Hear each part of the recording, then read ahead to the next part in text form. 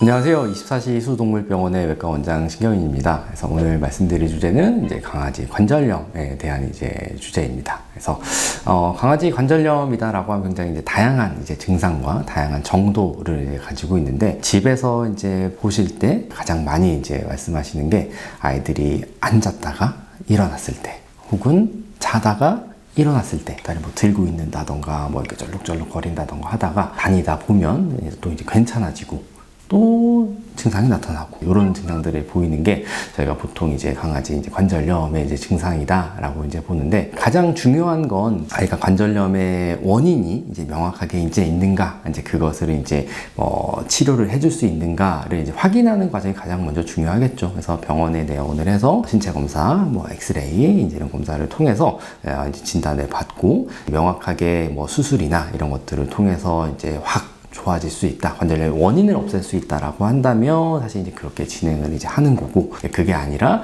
관리가 필요한 상태다라고 하면 관리 방향을 정하게 되는데, 원인이 여러 가지가 있는데 순차적으로 좀 짚어보면, 강아지 관절염의 가장 대표적인 원인은 비만입니다. 나이가 드는 것도 있지만 나이와 전혀 상관없이 과체중 때문에 관절염이 생기는 경우들이 있죠. 관절염이 과체중 때문에 생긴다면 당연히 다이어트가 필요한데, 미용 목적의 다이어트하고는 좀 다르게 생각을 하셔야 돼요. 아이가 뚱뚱해서 마르게 만들겠다, 보기 좋게 만들겠다의 개념이 아니라 관절염을 치료한다라는 개념에서 다이어트가 필요합니다. 사실 많은 분들이 이런 다이어트가 필요하다라는 얘기를 듣고 실제로 시도는 하지만 굉장히 어려워요. 그러니까 실패하시는 분들이 굉장히 많고 포기하시는 분들이 많죠. 그래서 병원에 와서 이런 말씀들을 나누다 보면 보호자분들이 하시는 말씀 중에, 우리 애기는 정말 조금밖에 안 먹는데 살이 쪄요, 이런 말씀들을 하세요. 그 조금이라는 게 얼마만큼을 먹고 있는지를 저희가 측정을 하는 게 사실 다이어트의 첫 번째 과정이 될 것 같아요. 그래서 다이어트를 시작하려면 가장 첫 번째 과제는 전자저울을 사라. 그래서 아이가 실제로 하루에 얼만큼 먹고 있는지를 측정을 먼저 해보세요. 아침, 점심, 저녁, 그리고 중간에 먹는 간식 포함해서겠죠. 그렇게 해서 얼마나 먹는지 측정을 해주신 다음에, 먹이시고 계시는 사료, 어떤 사료든 옆면이나 뒷면을 살펴보면 아이가 예를 들어서 5kg다 라고 하면 5kg인 아이가 하루에 먹어야 되는 사료의 그람 수가 나와 있어요. 물론 활동량이 많은 애들, 활동량이 적은 애들, 나이가 든 아이들에서 좀 구별이 되어 있긴 한데 세세하게 나와 있습니다. 몇 그램을 먹어야 되는지를 보시고, 그거를 실제 내가 먹이고 있던 것과 거기 써 있는 거를 비교해 보시면 당연히 살이 찔 수밖에 없었구나 라고 아실 수 있으실 거예요. 지금 5kg다, 근데 하루에 100g을 먹어야 된다 라고 해서 100g을 먹이면 계속 5kg예요. 그래서 지금 다이어트가 필요하다라고 한다면 이 사료량을 적게 주셔야 되는데, 적게 주실 때 얼만큼 적게 주셔야 되냐? 내가 지금 목표 체중이 4.5kg 정도가 되더라도 그 목표 체중과 상관없이 20% 정도를 줄여서 주셔야 돼요. 5kg 아이면 4kg가 하루에 먹어야 되는 양에 맞춰서 주시는 거죠. 그렇게 한 달 내내 4kg에 맞춰서 급여를 하시면 한 달 정도가 지났을 때 10%, 500g 정도가 살이 빠져 있을 거예요. 예를 들어서 4kg가 목표다 라고 하면 4.5kg에서 또 20%를 줄여서 3.6kg 정도 체중 아이가 먹어야 되는 양에 맞춰서 또 한 달 동안 주시는 거예요. 그러면은 거기서 또 10%가 빠집니다. 그러다가 어느 정도 목표 체중에 도달을 하면 다시 그 체중에 맞는 급여량을 먹여주시면 되는 거죠.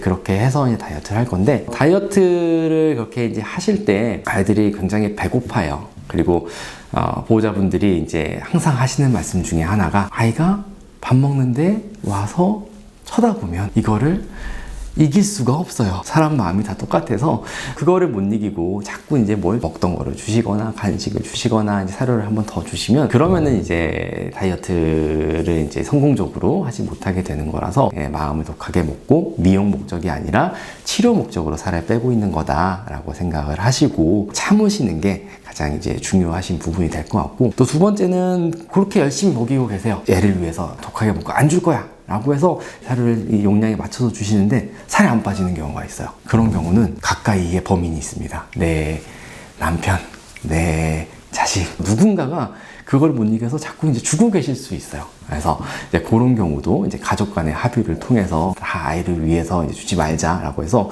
온 가족이 다 같이 안 주셔야 살을 성공적으로 뺄 수 있다. 근데 그렇게 온 가족이 다 합의를 했는데도 살이 안 빠진다라고 하면 그거는 병이 있는 거예요. 그러니까 대사에 질환이 있는 거라서 뭐 실제로 그런 상황은 거의 없겠지만 혹여나 그런 상황이 되면 뭐 그런 대사 관련된 이제 질환을 꼭 체크를 받아봐야 되는 상황이 될 것 같습니다. 그러면 또 이제 궁금해하시는 게 그러면 아이는 평생 간식을 못 먹고 사냐? 그렇지 않죠.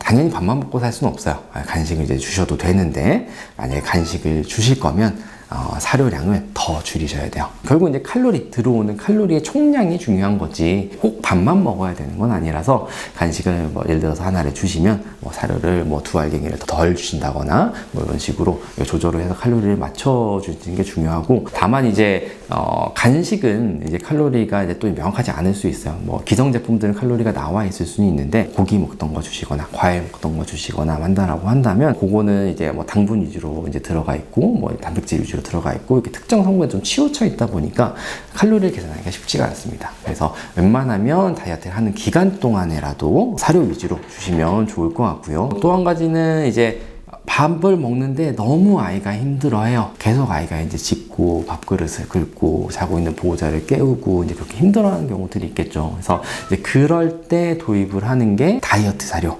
그래서 다이어트 사료라고 하는 건 마찬가지예요. 많이 먹으면 찝니다. 다이어트 사료를 먹는다고 살이 빠지는 성분이 들어있는 건 아니고 다이어트 사료에는 같은 칼로리를 먹어도 더 오래 포만감이 지속이 되고 더 많은 양을 먹어도 칼로리가 적게 들어있는 사료가 다이어트 사료라서 다이어트 사료를 이용하시면 조금 아이의 이제 포만감을 오래 유지시키고 덜 배고프게 할 수 있을 거고, 그리고 이제 아침 저녁 보통 2번 주시게 될 텐데 3번이나 4번 정도 나눠서 주시게 되면 아이가 조금 덜 배고파 할 수 있어요. 그리고 그럼에도 불구하고 더 힘들어한다 라고 했을 때는 예를 들어서 뭐 알러지가 없다라는 가정하에 뭐 양배추를 이제 삶아서 이제 국물이랑 같이 주신다거나 아니면 뭐 브로콜리 같은 거 삶아서 이제 마찬가지로 국물이랑 같이 주신다거나 이렇게 한다면 아이가 이제 배고파하는 것들을 뭐 최소화하면서 지낼 수 있어요. 물론 힘들어요.